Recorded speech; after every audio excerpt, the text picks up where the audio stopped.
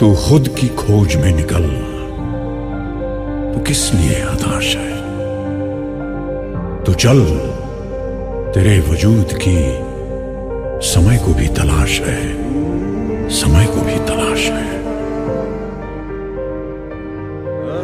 जो तुझसे लिपटी बेड़ियां, समझना इनको वस्त्र तू। जो तुझसे लिपटी बेड़ियां, समझना इनको वस्त्र तू। ये बेड़ियां पिघाल के बना ले इनको शस्त्र तू, बना ले इनको शस्त्र तू। तो खुद की खोज में निकल, तो किस लिए हताश है? तो चल, तेरे वजूद की समय को भी तलाश है, समय को भी तलाश है। चरित्र जब पवित्र है, तो क्यों है ये दशा तेरी? चरित्र जब पवित्र है। कुमार इसी विद्यालय के से में जो है पहला से 8वां वर्ग तक अध्ययन किया और सब दिन अच्छा ही किया था। हाँ, ये थी कि अच्छा करेगा, लेकिन इतना अच्छा करेगा ये तो उम्मीद नहीं थी, लेकिन फिर भी अच्छा करेगा ये तो था। और ये लोग सब लोग फ्रंट बेंचर ही था। सब दिन ये जो है 2 भाई 1 बहन, ये तीनों जो है फ्रंट बेंच पर ही बैठते थे और डेली आना, एकदम नियमित रूप से विद्यालय आना इन लोग का एकदम रूटीन था। और चूँकि लगातार इन लोग ने मेहनत किया, इसीलिए दोनों भाई जो है, बड़े भाई भी जो है रेलवे में हैं और ये भी जो है पिछले साल जो है श्रम परिवर्तन पदाधिकारी के रूप में चयनित हो चुके और इस बार जो है एसडीएम का पद मिला है और वो भी 19वां स्थान प्राप्त हुआ है, जो कि विद्यालय के लिए और गौरव की बात है। साथ ही गांव के लिए भी गौरव की बात है कि गांव से अभी तक कोई भी लड़का एसडीएम के पद पर नहीं चयनित हुआ था।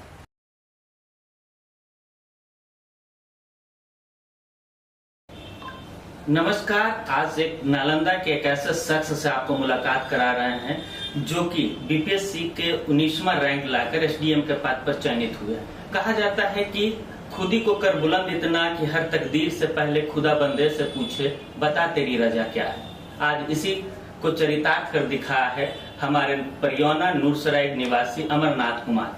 तो सबसे पहले आप उनसे मुलाकात कराते हैं। तो चलिए, सबसे पहले अमरनाथ कुमार जी, आपका स्वागत है। आज बताइए कि आप एसडीएम के पद पर चयनित हुए हैं, 19वां रैंक हासिल किए हैं बीपीएससी में। किन किन क्षेत्र से, किन किन परिस्थितियों से आप जूझ? पहले मैं अपना परिचय दे दूं। मैं अमरनाथ कुमार, पिता श्री गिरीश कुमार, ग्राम पोस्ट परियोना, थाना नूरसराय, जिला नालंदा का निवासी हूँ। मैंने 67वीं बीपीएससी में 19वें रैंक के साथ एसडीएम का पद हासिल किया है।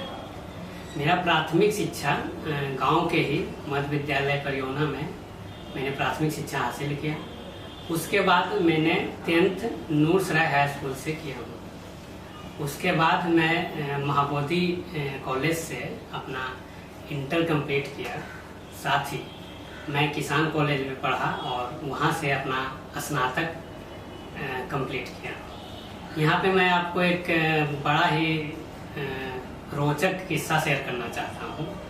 मैंने बीसीए किया है और कहा जाता है कि अगर सिविल सर्विस में ज्वाइन करना है तो लोग आर्ट्स चुनते हैं, लेकिन मैं बीसीए एक रोचक है। मैंने बीसीए इसलिए चुना कि मुझे कंप्यूटर से बहुत लगाव था और कंप्यूटर को मैंने देखा तो था, लेकिन अपने हाथों से यूज नहीं किया था। और मुझे कहीं से पता चला कि मैं अगर बीसीए करता हूँ तो मुझे कंप्यूटर पे बैठने और काम करने का मौका मिले। तो मैंने अपने पिताजी से जिद करके मैंने बीसीए किया और वही हुआ कि कंप्यूटर देखने का, उस पर काम करने का एक शौक था जो पूरा किया। वहाँ से कंप्लीट करके बाकी पहले से जो सिविल सर्विस में ज्वाइन करने का जो सोच था वो तो अंदर बाल मन से ही था। और मैंने बीसीए कंप्लीट करके अपना जो यूपीएससी का कोर्स अपना किया, दिल्ली से यूपीएससी का कोर्स किया। फिर मैं यूपीएससी तो नहीं दे पाया हूँ अभी एक भी अटेम्प्ट। मैंने फिर बीपीएससी को दिया और बीपीएससी में मैं पहले 65वीं बीपीएससी में मैं श्रम परिवर्तन पदाधिकारी के पद पे चयनित हो चुका हूँ। फिर आगे मैं प्रयास करता रहा, काम भी करता रहा। श्रम परिवर्तन पदाधिकारी के रूप में जो भी कर्तव्य था उसका मैं निर्वहन करते रहा। उसके बाद मैं साथ में पढ़ाई भी की और मैं 67वीं बीपीएससी में 19वां रैंक प्राप्त कर SDM का पद हासिल किया हूँ। देवी है, अमरनाथ का माँ है और पढ़ाने लिखाने में तो यही सरकारी स्कूल में पढ़ाते थे और बहुत ठेकेदारी से पढ़ाए हैं। एक ठो रूम था, इसी में आधा में दुकान देते थे, आधा में रहते थे, यही इतना दूर में। और इसी तरह मैंने पढ़ाए। इनके पापा स्टेटमेंट में काम करते थे और हम तो घर में काम करते यही दुकान। बच्चा के बिना बच्चा कैसे रहता माँ के बिना, तो हम ही जानते हैं, मेरा बच्चा ही जानते हैं किस तरह पढ़ाई लिखाई में कैसे माँ बाप को छोड़ के कैसे बच्चे को छोड़ के हम रहते थे। इसी तरह करके इतना दूर पहुँचे हैं मेरा बच्चा। पढ़ाए थे, सरकारी स्कूल में पढ़ाए थे, प्राइवेट में नहीं पढ़ाए थे। पढ़ने में थोड़ा रुचि हुआ। मेरा नाम गिरीश कुमार है। यही रास्ता है तेरा, तूने अब जाना है। हाँ यही सपना है तेरा, तूने पहचाना है।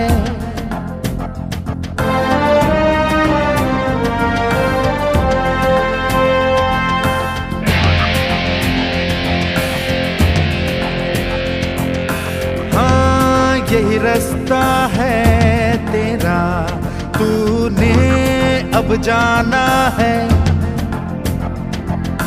हाँ यही सपना है तेरा, तूने पहचाना है।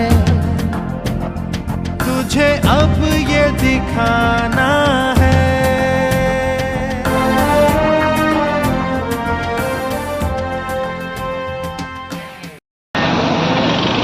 ई-रिक्शा से मैं 67 BPSC का मॉक देने जा रहा हूँ। साथ ही मेरे मित्र हैं 69वीं BPSC के लिए आंसर राइटिंग करने जा रहे हैं। ये छोटे भाई हैं, NDA की तैयारी करने के लिए कोचिंग के बारे में पूछताछ करने जा रहे हैं। एक है रोशन जी, मेरा PT बहुत ही नज़दीकी मामला में है, लगता है कि बाउंड्री पार हो जाएगी। अभी तो डाउट था आपको, कैसे इस डाउट को क्लियर कर लिए? उसी में तो बोले। आपका क्या राय है? आप रोहित बताएंगे अपना राय।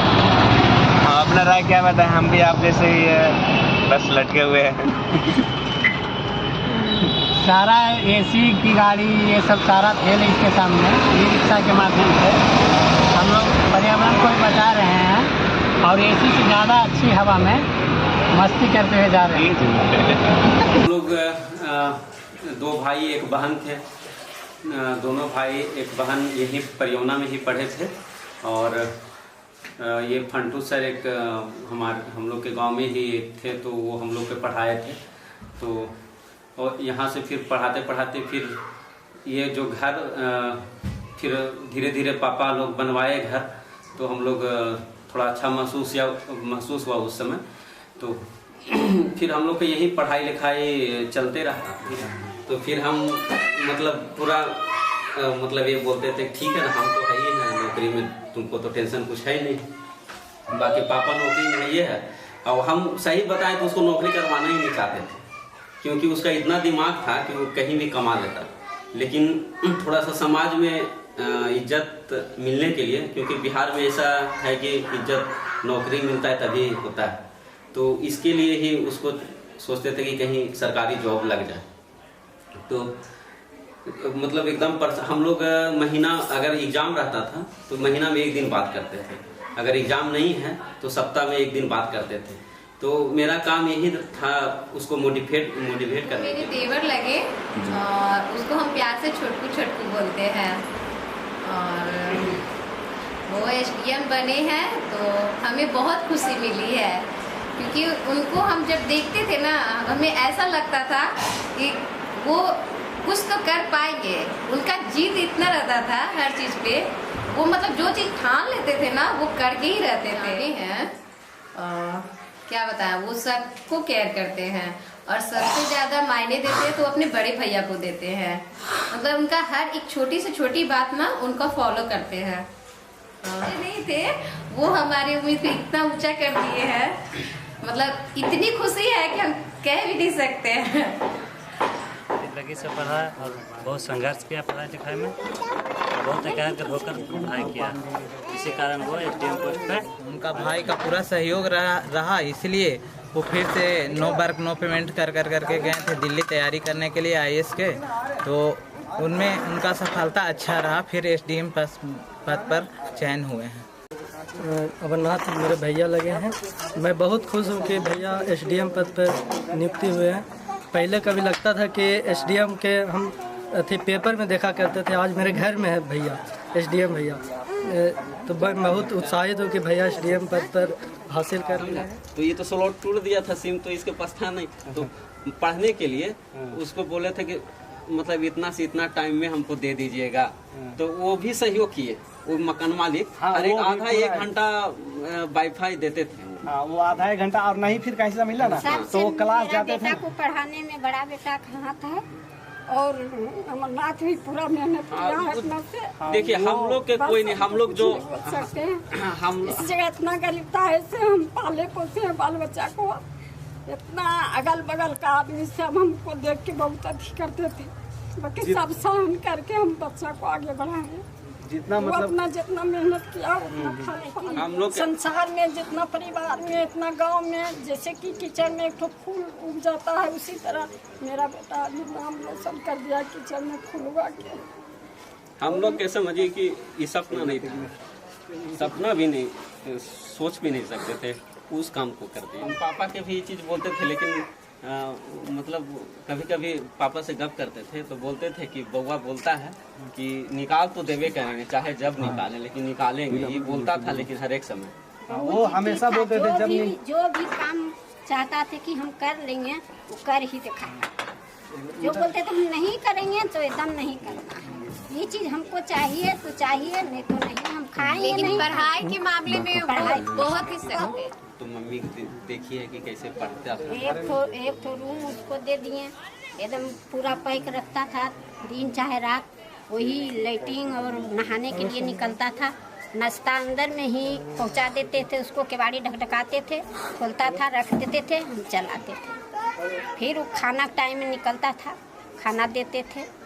इसी तरह वो पढ़ाई 2-3 महीना यहाँ लॉकडाउन में बहुत कष्टी से किया है, बहुत मेहनत किया, रात दिन एकदम रात को सोता नहीं था, सुबह में 4 बजे सोता था और फिर वो 1 घंटा सो के फिर उठ जाता था, बहुत मेहनत करता था। सोने का तो उनका गजब था, वहाँ भी रहते थे ना साथ में, तो क्या खाना खाने के बाद नींद आ ही जाता चावल दोपहर में, वो 15 मिनट सो के उठ जाते थे, जब नींद आ गया ना फिर भी वो 15 मिनट में सो के उठ जाते थे और किताब पकड़ के बैठ जाते थे। जब भी नींद आएगा ना 15 मिनट से वो ज्यादा नहीं सोते थे, ये हम भी अभी तक नहीं पकड़ पाए 15 मिनट में कैसे नींद मतलब पूरा हो जाएगा। वो मतलब वो अंदर इतना जुनून ही भरा,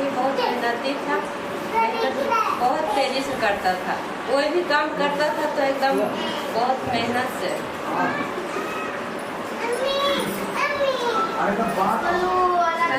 शुरू से मतलब दिमाग बहुत तेज चलता था। माता पिता तो हैं, भाई भी हैं, भाई बड़े भाई, उनको बहुत योगदान इतना है कि कहना कुछ भी कहिए वो बहुत कम रहेगा, जितना योगदान नहीं है। देखिए और आपको कैसा महसूस हो रहा है? अब बहुत ही अच्छा लग रहा है ये सुनकर।